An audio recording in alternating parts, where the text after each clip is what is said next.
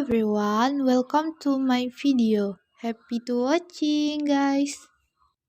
Oke, introduce myself. Nama Angelita Celia dengan NPM 2213053302 dari kelas 2A, program studi PGSD, mata kuliah Psikologi Pendidikan. Selamat menyaksikan, teman-teman.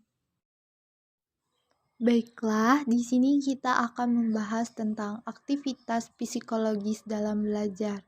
Nah, teman-teman udah ada yang tahu belum psikologis dalam belajar itu apa? Oke, aktivitas psikologis dalam belajar.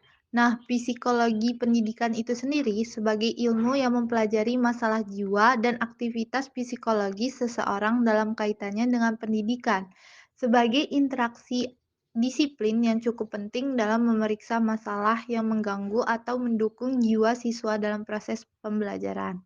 Nah, di dalam faktor psikologis, sekurang-kurangnya ada 7 faktor yang mempengaruhi.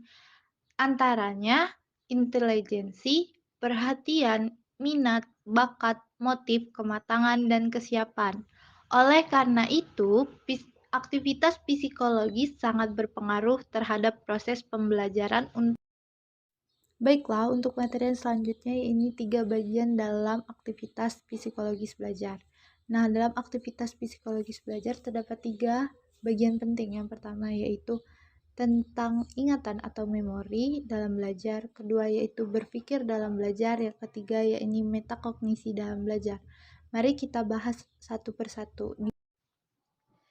Baiklah, untuk materi yang selanjutnya yaitu ingatan atau memori. Memori adalah kemampuan untuk mengkode, menyimpan, mempertahankan, dan mengingat informasi atau pengalaman masa lalu pada otak manusia. Atau bisa disimpulkan, memori merupakan kemampuan individu dalam menyimpan suatu informasi atau pengetahuan dan mengeluarkannya kembali pada saat dibutuhkan. Nah, terdapat 3 tahapan bekerjanya memori. Di antaranya yakni 1. Proses encoding merupakan mengingat melalui aktivitas pengkodean, yaitu mengubah sifat-sifat informasi hasil pengamatan ke dalam bentuk yang sesuai dengan perangkat memori individu.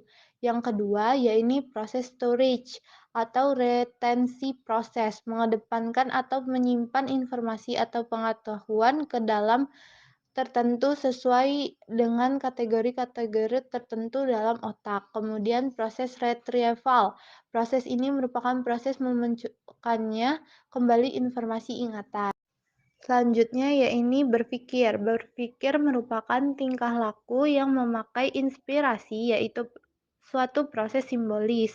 Nah, simbolnya yaitu segala sesuatu yang mewakili segala hal dalam alam pikiran insan. Menurut Jensen Alfonso, berpikir adalah proses otak mengolah dan menerjemahkan informasi stimulus yang masuk melalui panca indera kebahagiaan otak sadar atau bawah sadar, sehingga menghasilkan arti dan sejumlah konsep. Nah, macam-macam berpikir itu yang pertama, berpikir asosiatif. Nah, berpikir asosiatif yaitu proses berpikir di mana suatu pandangan baru merangsang timbulnya ide lain.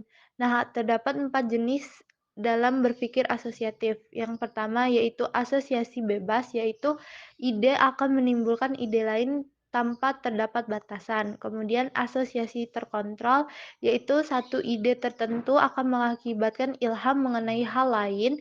Kemudian artistik atau melamun, menghayal bebas, fantastis, serta juga cara berpikir wishful thinking atau melarikan diri asal kenyataan. Kemudian berpikir artistik yaitu proses berpikir sangat subjektif.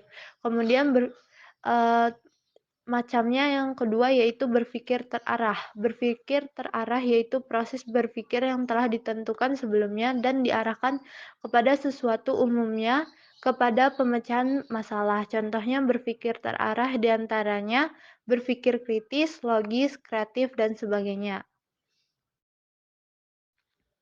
Baiklah, materi yang selanjutnya yaitu metakognitif. Nah, metakognitif adalah kemampuan untuk mengontrol ranah atau aspek kognitif Nah, metakognitif sendiri yaitu mengendalikan 6 tingkatan aspek kognitif yang didefinisikan oleh Benjamin Bloom. Dalam taksonomi Bloom yang terdiri dari tahapan ingatan, pemahaman, terapan, analisis, dan sintetis dan evaluasi.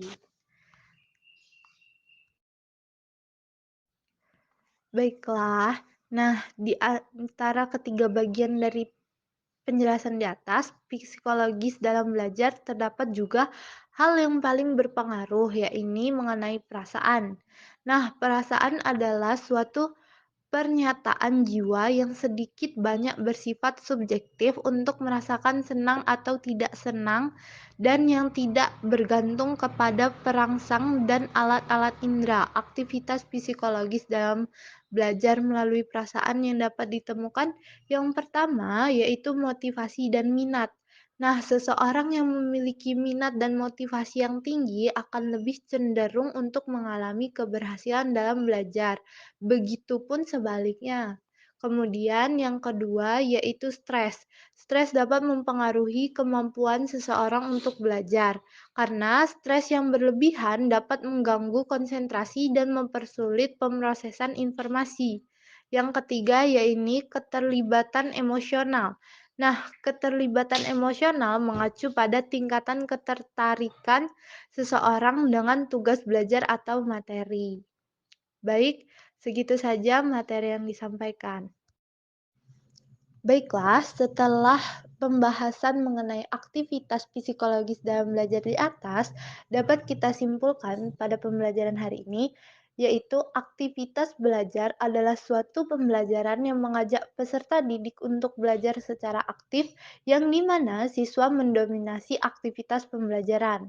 Dengan itu, mereka secara aktif menggunakan otak, baik menggunakan ide pokok dari materi, memecahkan masalah, ataupun mengaplikasikannya dalam kehidupan nyata.